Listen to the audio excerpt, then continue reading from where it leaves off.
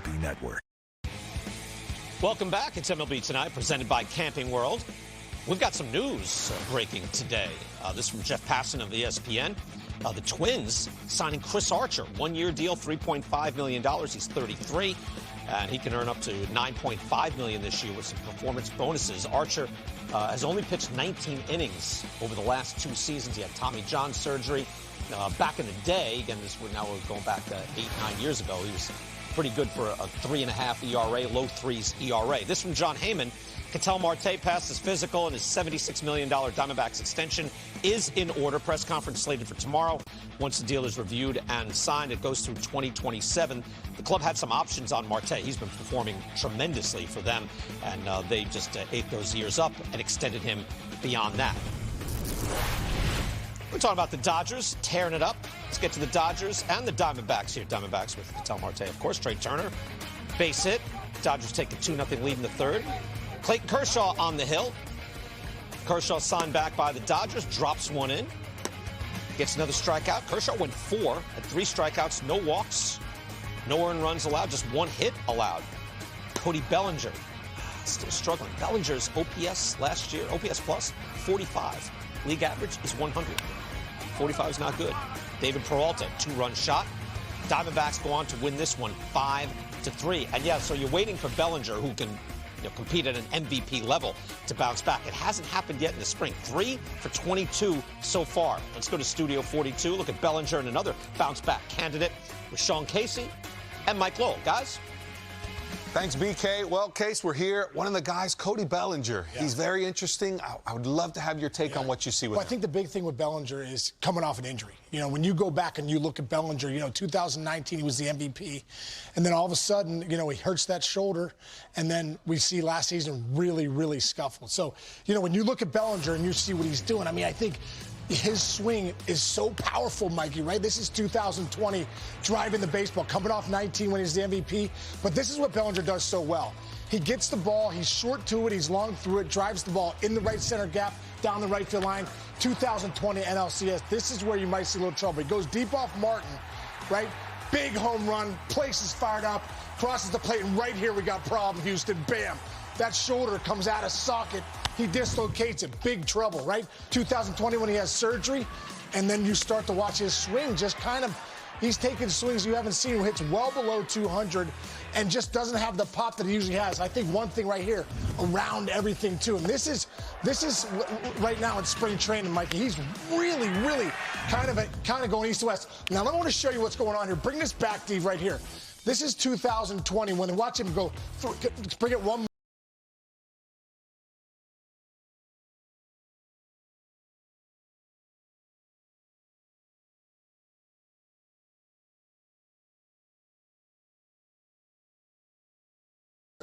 The ball's going to come in. Now watch Bellinger, how his bat kind of swings out and around. That front shoulder flies out. That's the surgery shoulder, right?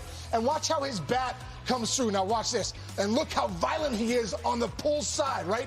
Right, Mikey? Now keep it going here, and I'll show you exactly what's going on. But you see Bellinger with with the way he's swinging the bat right now. I think right here, he's north to south. He's to and through it. See how that barrel goes out? A lot of the swings that you're seeing from Bellinger right now, a lot of east to west. I'm going to show you what I'm talking about here. As a hitter, when you're in the box, if you talk to any great hitter and they line up, they're trying to really shoot the other gap, right? I know I was. I don't know what your approach, Mike, was. You hit a lot of balls to left field, but I'm sure you were trying to drive the ball to the big part of the park, right? So as a hitter, if you're trying to drive the ball to the other gap or center field, you really want to come in with a north to south path where you come in, you're to the ball, right? And you don't want to be quick to your follow through. You want to stay through it and drive. And that's what Bellinger was doing a couple years ago.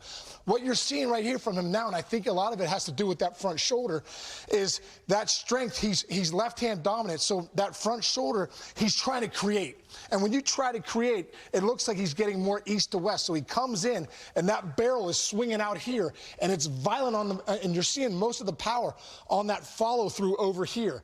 And I think that as a hitter, as a big league hitter, you can get in trouble that way. But I tell you what, he's a year out of surgery. So I had a shoulder surgery back in 2002. It took me over 1 year to feel like I was 100%. So hopefully right now he's getting the kinks out of spring training. He's a year out of surgery, and if he's healthy, hopefully he comes back and has a big year. So, Case, let me ask you, because it's very interesting. He struggled during the regular season. He actually had some pretty good moments last year in the postseason. Yeah. So for me, when you say the north to south, I think it's more direction. Yes, I was a pull hitter, but my focus was always to have my hands go here because I didn't want to take that pitcher's pitch and foul it off. I want to be in the good position. So, so when you're trying to generate something, I think you kind of lose your path, right? Is that what you're saying? Yeah, yes. He's kind of losing his path. So we're not robots. You're not always going to make contact in that perfect position. Sometimes you're a little bit out in front. Sometimes you get beat. But we want to be in that zone as long as possible. You want your path to be long, right? Right now, I feel like Bellinger has that. When you get east to west, you got one spot to hit the ball, and that's the kind of that middle in.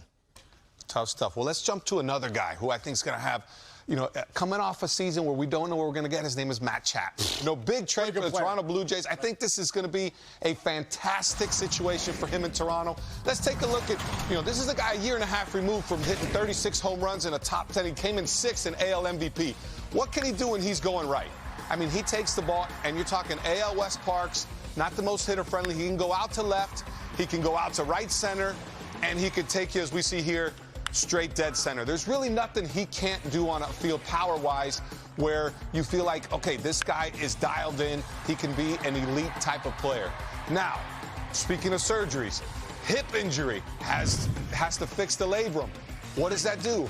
I think coming from a guy who's had 2 hip surgeries and one was my right labrum, you feel like you just don't have your base. So in 2021, I feel like he was maybe trying to create something, trying to, generate power that maybe wasn't there. As you say, Case, with Bellinger's injury, I think it does take over a full year. How good is this sign for the Toronto Blue Jays? Early spring training coming in, already taking guys deep. So for me, what I see in Chapman is, your anchor are your hips. If this doesn't feel like it's 100%, you're going to do one of 2 things. You're either going to cheat, and you're going to try to generate some power by moving forward. What does that do? Starts moving the ball, more strikeouts. We saw his barrel percentage went way down. His strikeouts went way up. Or you're just going to be satisfied with the fact that I just don't have power, and then, the power numbers go down, and everyone's like, wow, hey, this guy can't hit anymore. So with Matt Chapman being healthy, you saw in those earlier clips, I mean, he has the power to go bridge that way, dead center. There's not a park that can hold him. Yeah. Fast forward to the AL East. I know we got great teams in the AL East. Tampa, Toronto, Boston, New York, Baltimore. Those are good hitters' parks. I mean, ask Josh Donaldson how his numbers changed when he went to Toronto. So I'm looking for real good things coming out of Matt Chapman. But there's one thing for sure. Let's take another look. What he does at the other side on the table, which is an elite defender. This is one thing that he has absolutely never struggled with. Multiple Gold Glove winner. We see these plays are absolutely ridiculous at what he does at third base. Multiple Platinum Glove winner. And this is something the Blue Jays are just going to love. You partner him with Bo Bichette. I mean, look at this range. And we know there's 40 yards of foul ground in Oakland, but you got to get to these balls. So one thing that I just love, and I'm going to show you something that he takes incredible angles at third base. We're going to show, look at the slow-mo here. As we pause that, those marks, that's basically where he was diving, the direction he was diving. And that seems a little bit odd, but that's such a key at third base. So when I'm here at third base, Perry Hill and I with the Marlins, we spoke a lot about the nuances of playing third base because for me it was a relatively new position. I really never played until I got to pro ball. So it took me, I felt like 3 years to get there. And he said, we got to play third base in angles. Most third basemen, if not all of them, have plenty of arm strength to throw that ball across the diamond. If not, they wouldn't be here. So what I mean about playing the angles is if a ball's hit to your right or to your left, sometimes it's a step and a dive. But if you know the situation, there might be a runner where you can buy some time. Those balls here, we're not going to dive directly like in a straight line to second and cut that ball off. If I'm here and I do a step and a dive, I might be right here. But if I can take an angle towards, in this case, center field, left center, or foul territory here coming to my right, if I can step and dive this way, I create space, which, A, lets the ball travel a little bit more, gives me a chance. B, I might play it into a little bit better hop.